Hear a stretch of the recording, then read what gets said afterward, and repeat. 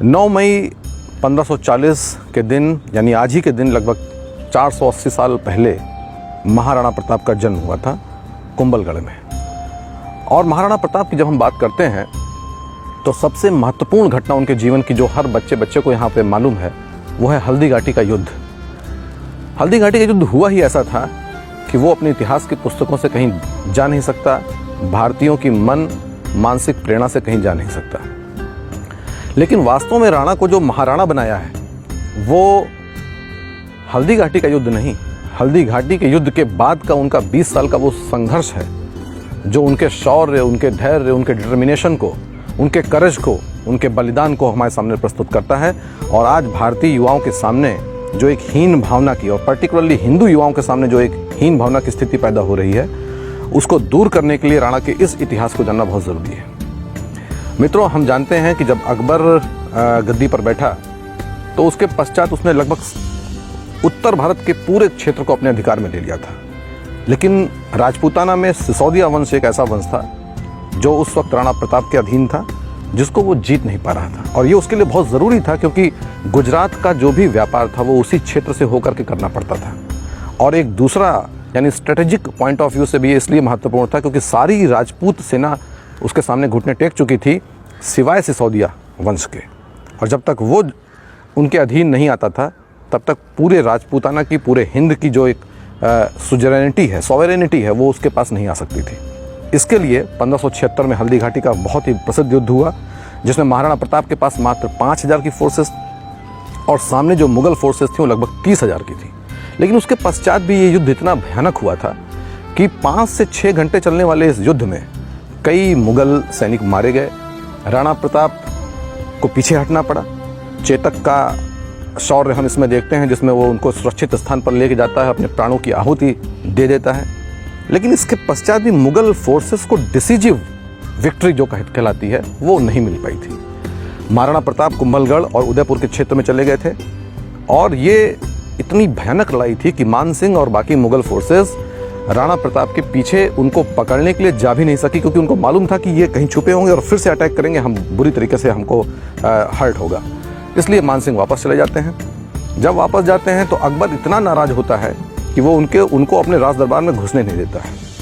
जो बाकी मुगल सूबेदार और सेनापति गए थे उन सभी को डिमोट करता है, यानी उनका जो एक मनसब का सिस्टम था, उस मनसब में सभी को डिमोट किया जाता है, सभी के स्टेटस को नीचे कर दिया जाता है। आप समझ सकते हैं कि अकबर को कितनी तकलीफ हुई होगी। इसके पश्चात असली संघर्ष और असली युद्ध इसके बाद शुरू होता है।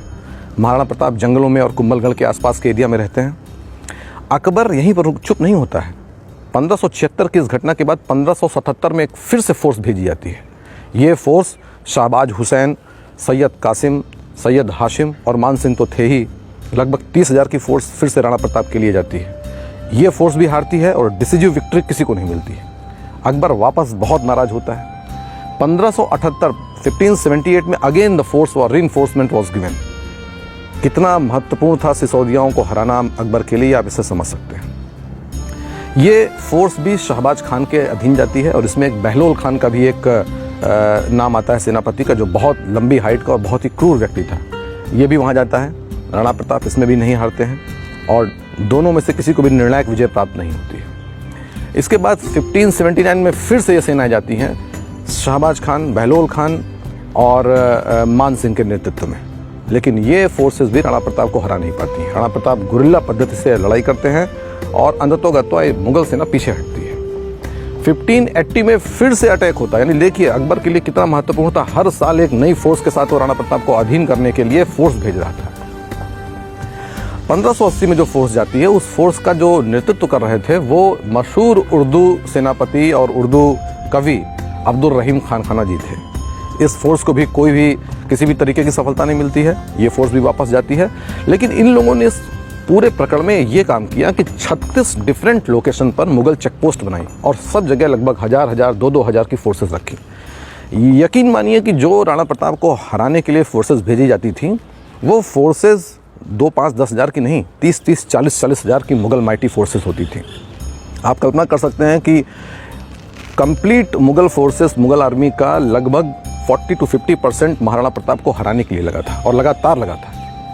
1581 में एक साल राणा प्रताप को समय मिलता है, क्योंकि उस साल कोई भी उनके ऊपर अटैक नहीं होता है। और ये वही समय था जब भामा शाह जैसा एक नगर सेठ उनके पास आता है।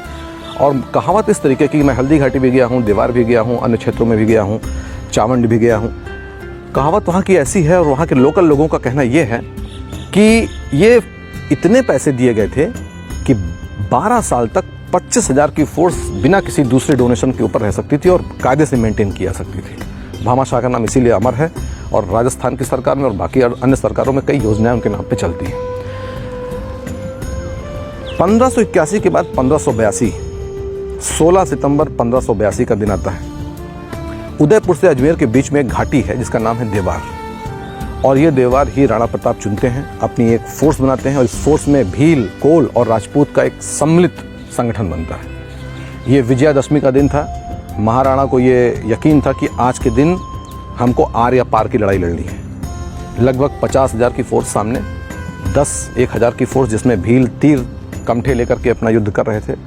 विजयादशमी के दिन जब पूरा भारत, तत्कालीन भारत, दिए जला करके भगवान राम के अयोध्या में आने की पवित्र अवसर को सेलिब्रेट कर रहा था, उस समय महाराणा प्रताप अपने फोर्सेस के साथ अटैक करते हैं।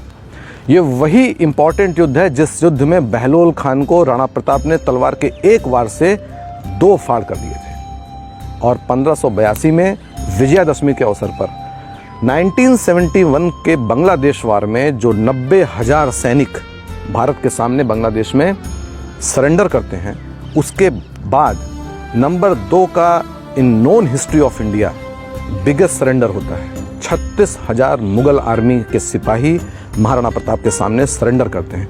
ये पूरे दिन चलने वाला ऐसा भयानक युद्ध था जिसमें डिसिसिव हार होती है मुगल आर्मी की, और चित्तौड़ को छोड़कर, केवल चित्तौड़ के किले और उसके आसपास के एरिया को छोड़ करके कंप्लीट मेवाड़ महाराणा प्रताप के अधीनता में आ जाता है। जो उन्होंने शपथ खाई थी कि मैं उदयपुर के या किसी भी महल में जाकर के रहूँगा नहीं, मैं कभी भी पलंग पर नहीं सोऊंगा जब तक मुझे ये डिसिसिव विक्ट्री नहीं मिल जाती।